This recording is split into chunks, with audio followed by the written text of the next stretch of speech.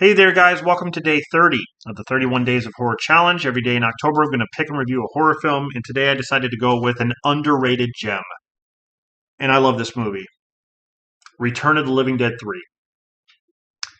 Look at that cover. That is a badass cover. I remember renting this from the video store a lot. And honestly, nobody talks about this film. I mean, when it comes to, let's just use this as an example, like Return of the Living Dead. Everyone talks about Return of the Living Dead, right? Return of the Living Dead Part 2, you hear people say, well, I didn't care for that movie. There's too much comedy. It was more like a mockumentary. They kind of mocked the first movie. It kind of remade the first movie. But nobody talks about the third film, and it's a damn shame. This movie is so awesome, okay? Honestly, this is the goriest out of the Return of the Living Dead movies. Out of the first two, I'm not talking about the Rave to the Grave and Necropolis, 4 and 5. Out of the first two movies, this one just overloads on gore. Okay, those two don't even touch they don't even touch this film when it comes to blood and gore. This is the king right here.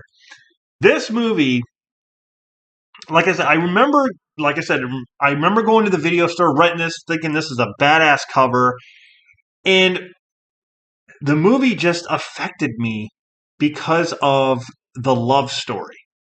There is a love story in this, and I guess you could call it almost like a Romeo and Juliet situation because of what happens at the end.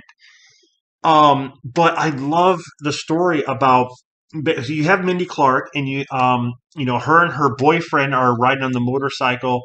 They get into an accident where she dies, and the boy's father works at the trioxin plant. And the trioxin stuff is the chemical that brings the dead back to life. And he brings her to the trioxin place and puts the chemical on her and all that stuff, and she comes back. She comes back, but the only problem is she's not really the same.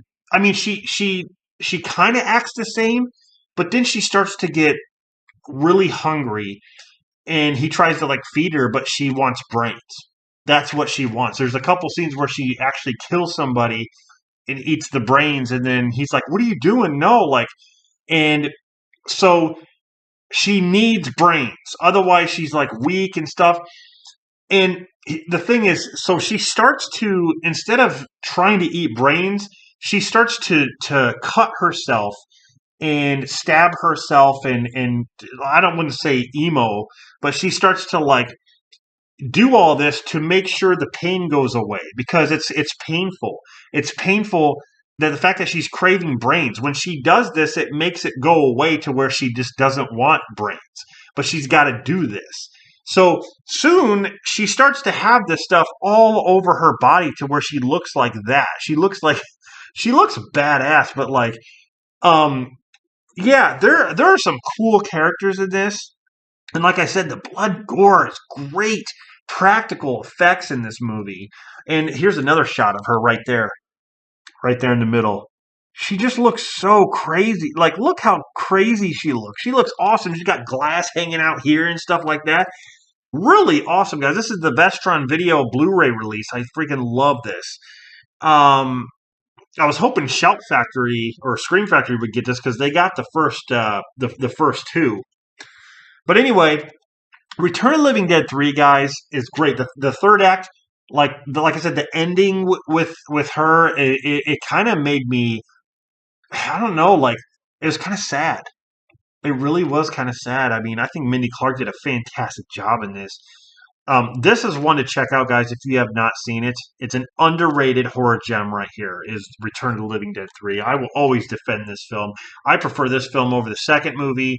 I like the first three, but I prefer this one over the second.